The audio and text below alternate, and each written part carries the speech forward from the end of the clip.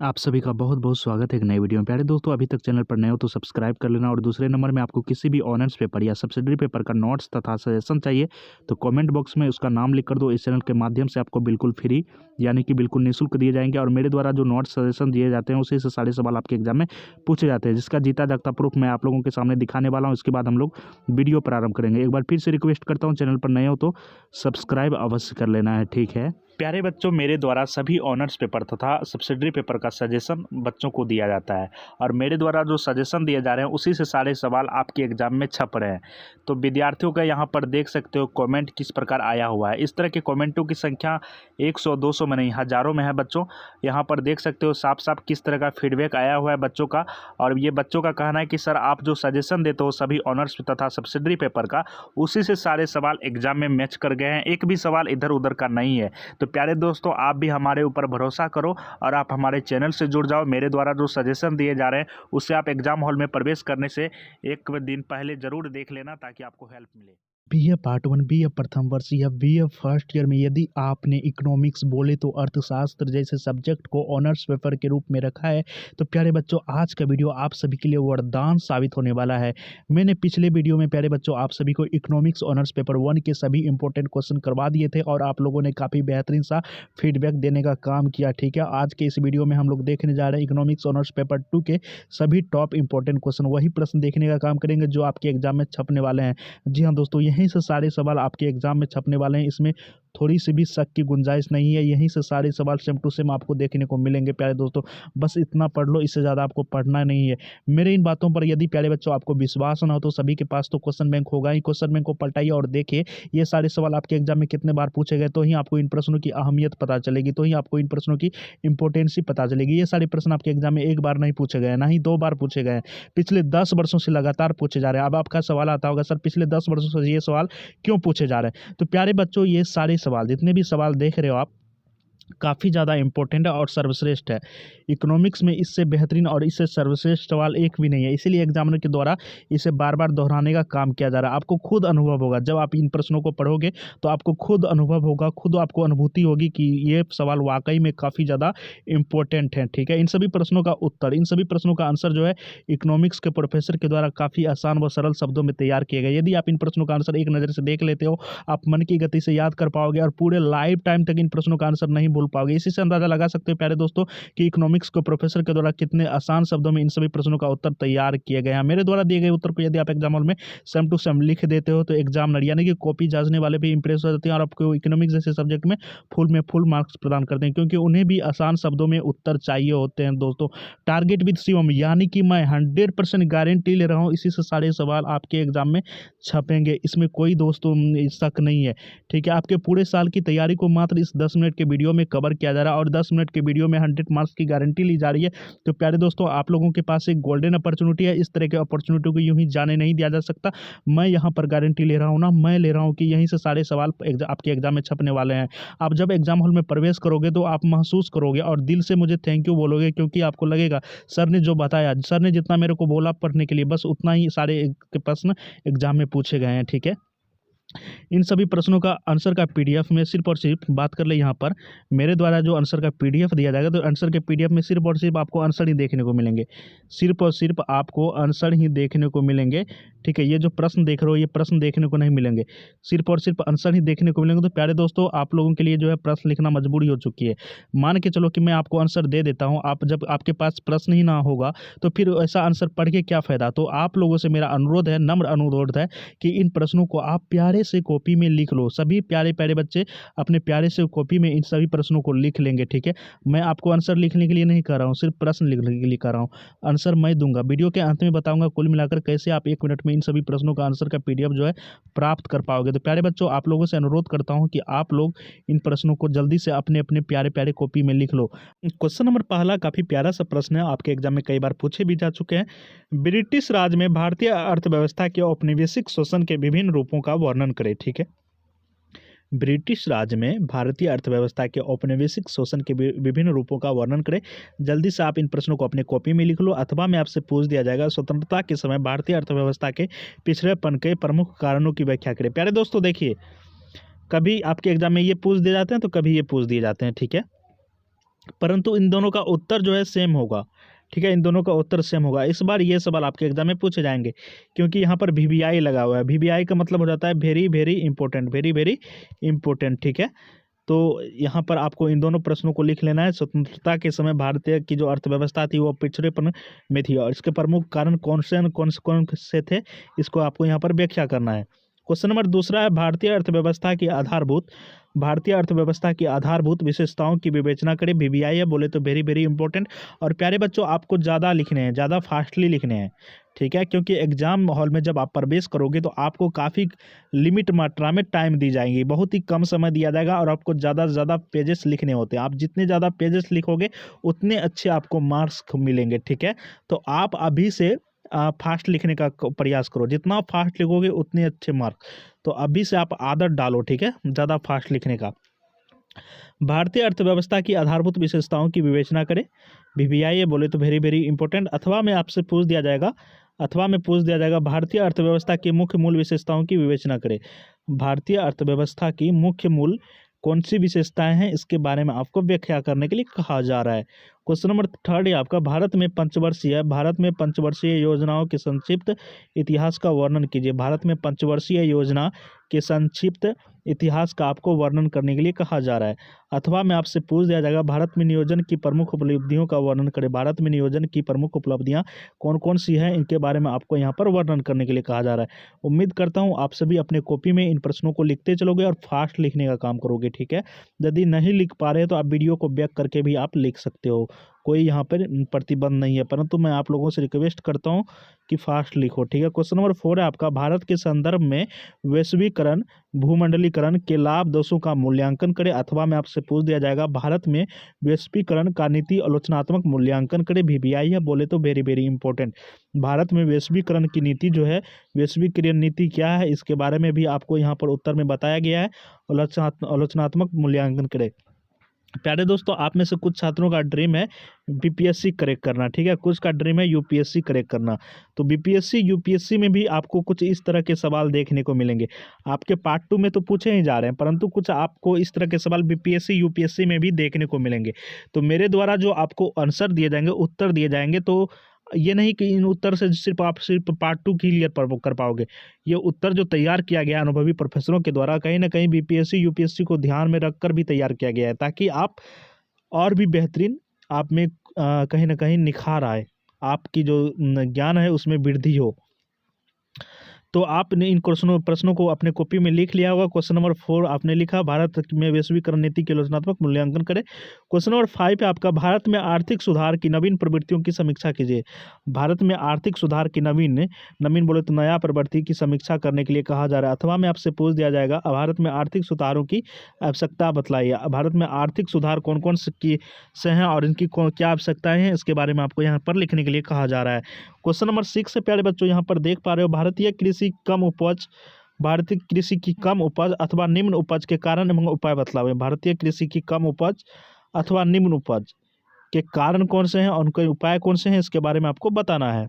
अथवा में आपसे पूछ दिया जाएगा कि भारत में कृषि के पिछड़ेपन के उत्तरदायी कारणों का वर्णन करें। भारत में जो किसान जो है काफ़ी पिछड़ते जा रहे हैं, समय दर समय पिछड़ते जा रहे हैं, उनमें कोई विकास, हर चीज़ में आपको विकास मिलेगा, हर चीज़ में आपको बढ़ोतरी देखने को मिलेगी, परंतु किसान में आपको कुछ बदलाव देखने को नहीं मिल रहा है। और जहाँ तक कि वो पीछे ही जा रहे हैं, समय के हिसाब से वो पीछे ही जा रहे हैं, ना कि आगे बढ़ रहे हैं। इनके कौन से कारण हैं और इनके उत्तरदायी कौन हैं, तो इसके बारे में आपको लिखना है। वीवीआई बोले तो very very important. Question number 7 है प्यारे दोस्तों, और काफ़ी प्यारा सा प्रश्न है, आपके एग्जाम में कई बार पूछे जा चुके हैं, इस बार भी पूछे जाएंगे।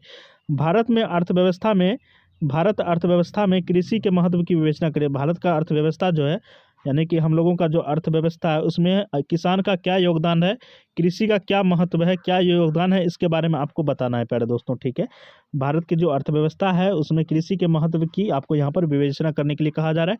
और ये प्रश्न आपके बीपीएससी में भी पूछे गए थे, आप देख लेना एक बार प्रीवियस ईयर का क्वेश्चन देख के, और आपको खुद अनुभव होगा कि हम जो अभी पढ़ाई कर रहे हैं, मेरा जो लेवल है, इस लेवल को यदि हम यूं ही बरकरार रखें तो आप बीपीएससी भी क्रैक कर सकते हो। क्वेश्चन नंबर 8 है आपका, हरित क्रांति से आप क्या समझते हैं। हरित क्रांति से जो है एसएससी रेलवे में भी ये सवाल पूछे जा सकते हैं। हरित क्रांति से संबंधित सवाल आपको रेलवे, एसएससी, बीपीएससी, यूपीएससी में भी पूछे जा सकते हैं, स्टेट पीसीएस में भी। तो मेरे द्वारा जो उत्तर तैयार किए गए हैं, आप लोगों को काफ़ी बेहतरीन ढंग से एक एक बात को समझाए गए हैं। हरित क्रांति से जब भी कोई सवाल पूछा जाएगा तो मेरे द्वारा उत्तर पढ़ लेना, आपको कंप्लीट है ये टॉपिक, ठीक है। इसके प्रभावों की समीक्षा कीजिए, अथवा में आपसे पूछ दिया जाएगा हरित क्रांति के तत्वों की विवेचना कीजिए, इसकी उपलब्धियां की।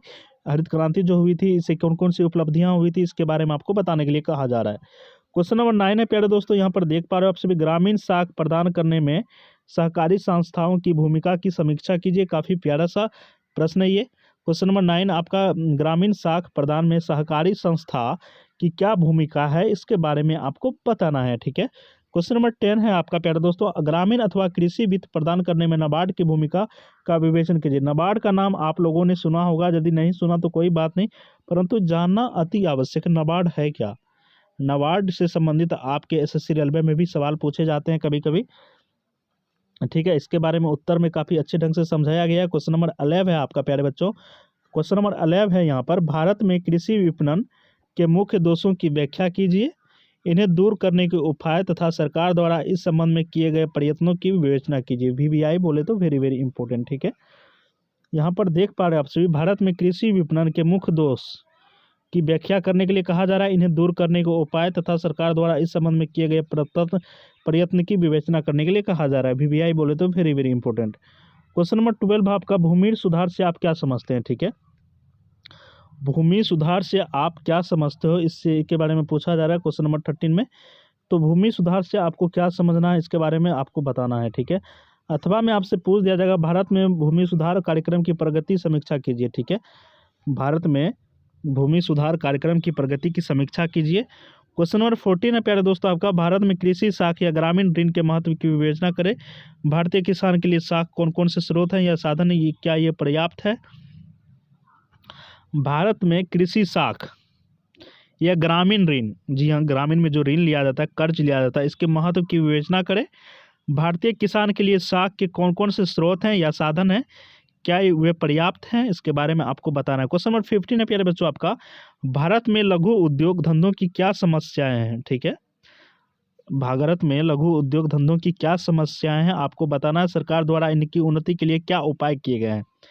तो सरकार द्वारा इनकी उन्नति के लिए अब जो है बहुत सारे उपाय किए गए हैं, उद्यमी योजना और बहुत सारी योजनाएं। परंतु प्यारे दोस्तों, जैसे कि हम लोग जब जन्म लेते हैं, हमारा समाज जो है, हमारे समाज में हम लोगों को बचपन से शिक्षा दी जाती है, तुम लोग जॉब सीकर बनो, ठीक है, जॉब प्राप्त करो और लाइफ को सेट कर लो। परंतु हम लोगों को कभी जॉब क्रिएटर बनने की शिक्षा नहीं दी जाती है। यदि हम लोग जॉब क्रिएटर बने तो हमारा भारत की जो अर्थव्यवस्था है वो पूरे वर्ल्ड की अर्थव्यवस्था से आगे रहेगा। पता है क्यों? क्योंकि जनसंख्या की दृष्टिकोण से हम लोग पूरे वर्ल्ड में नंबर 1 होने वाले हैं अप्रैल 2023 में, ठीक है। अप्रैल 2023 में हम लोग जनसंख्या की दृष्टि से पूरे वर्ल्ड में नंबर 1 होने वाले हैं। जब हमारे पास जनसंख्या है, हमारे पास युवा हैं, तो हम कुछ भी कर सकते हैं। हम फिर से विश्व गुरु बन सकते हैं, फिर से सोने की चिड़िया बन सकते हैं। जब हमारे जो हमारा मानसिकता है, जो हमारा मेंटलिटी है, इसमें कहीं ना कहीं जॉब क्रिएटर की भाषा भरी जाए बचपन से। तो मैं सभी को कहता हूं कि आप लोग पढ़ाई के दौरान खुद सेल्फ डिपेंड भी बनो, ठीक है।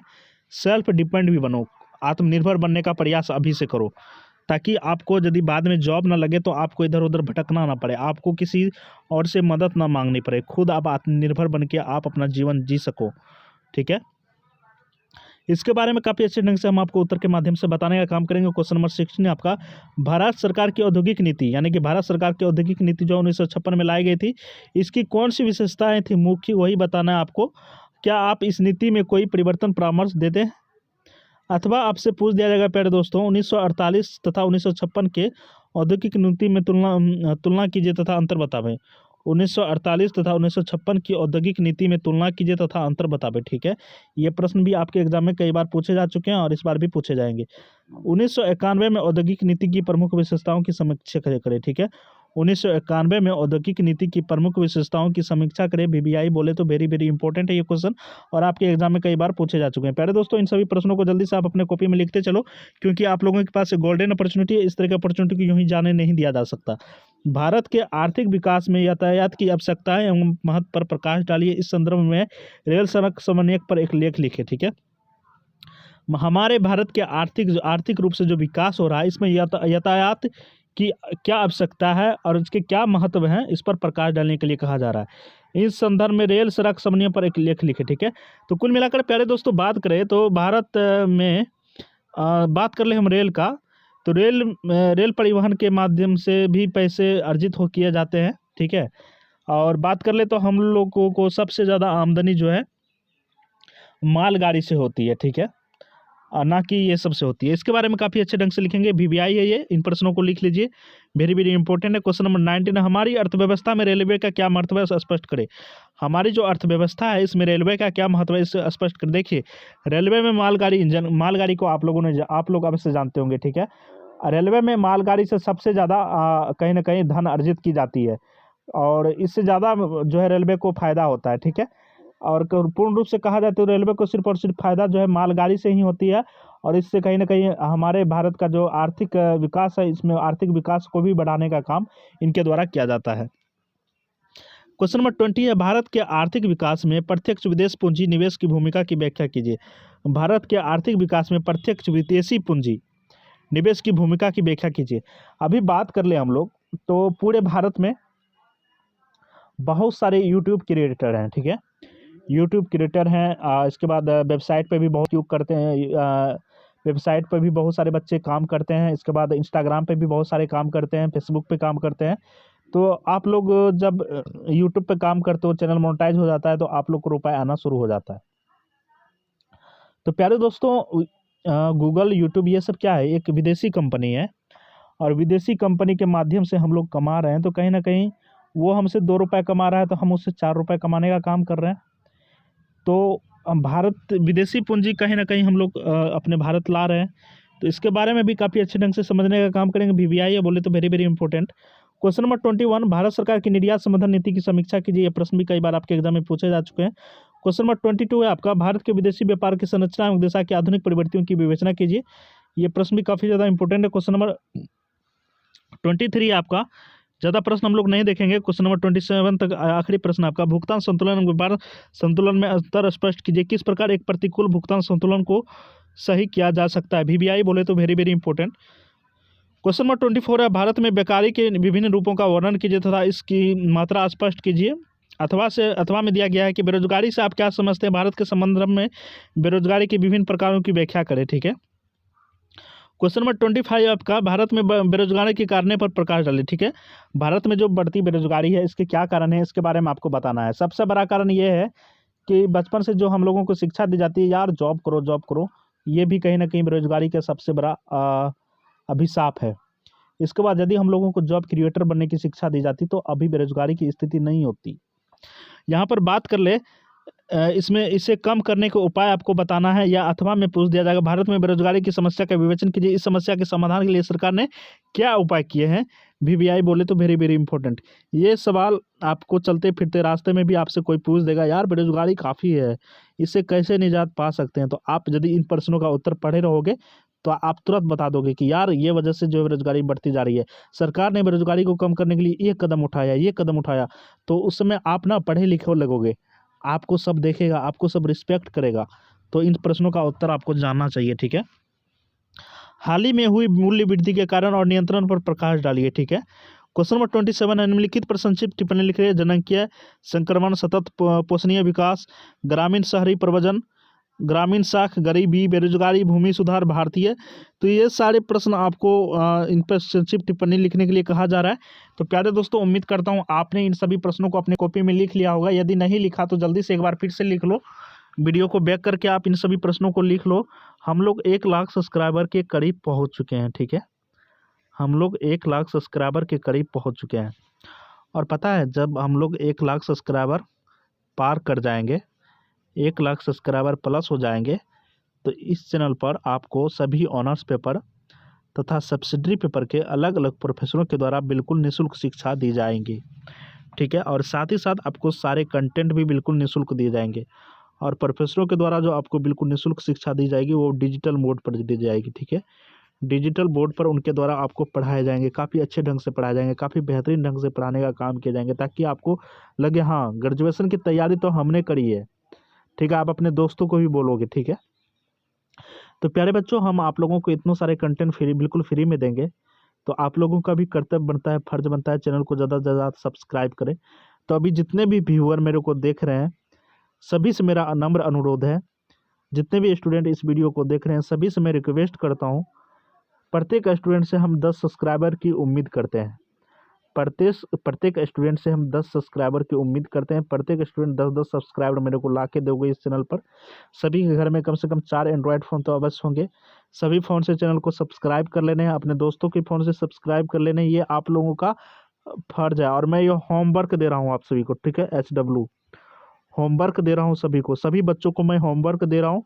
आप ये होमवर्क अवश्य पूरा करोगे मुझे उम्मीद है, और कहीं ना कहीं होमवर्क कह सकते हो या गुरु दक्षिणा भी कह सकते हो आप सभी, ठीक है। अब बात कर ले इन सभी प्रश्नों का उत्तर प्यारे बच्चों आप प्राप्त करोगे तो करोगे कैसे। जैसे मैंने वीडियो के स्टार्टिंग में बोला था कि इन सभी प्रश्नों का उत्तर कुल मिलाकर 1 मिनट में PDF के रूप में आप सभी प्राप्त कर सकते हो। तो उसके लिए आपको क्या करना होता है प्यारे बच्चों, सबसे पहले डिस्क्रिप्शन बॉक्स में जाना होता है। डिस्क्रिप्शन बॉक्स में आप सभी को टेलीग्राम तथा व्हाट्सएप ग्रुप का लिंक देखने को मिलेगा, सभी को उसमें ज्वाइन कर लेना है, ठीक है। सभी को व्हाट्सएप ग्रुप तथा टेलीग्राम ग्रुप को ज्वाइन कर लेना है। और इन सभी प्रश्नों का उत्तर जो है तैयार किया जा रहा है। उम्मीद है कि अति शीघ्र करा के PDF के रूप में आप लोगों को टेलीग्राम तथा व्हाट्सएप ग्रुप में शेयर कर दिया जाएगा। तो आप लोगों को क्या करना है, व्हाट्सएप ग्रुप तथा टेलीग्राम ग्रुप को बार बार चेक करते रहना है, बार बार चेक करते रहना है। किसी भी समय आपको इन सभी प्रश्नों का उत्तर का PDF देखने को मिल सकता है। उत्तर का PDF कुल मिलाकर 1 मिनट में डाउनलोड करके आप भी अपनी पढ़ाई में 4 चांद लगा सकते हो। तो प्यारे दोस्तों आप लोगों के पास एक बेस्ट अपॉर्चुनिटी है, इस तरह की अपॉर्चुनिटी को यूं ही जाने नहीं दिया जा सकता है। आप लोग चैनल को ज़्यादा से ज़्यादा सब्सक्राइब करो प्लीज़ प्लीज़, मैं आपसे अनुरोध करता हूँ। और मिलते हैं नेक्स्ट वीडियो में। Thanks for watching, bye bye and take care. जय हिंद दोस्तों।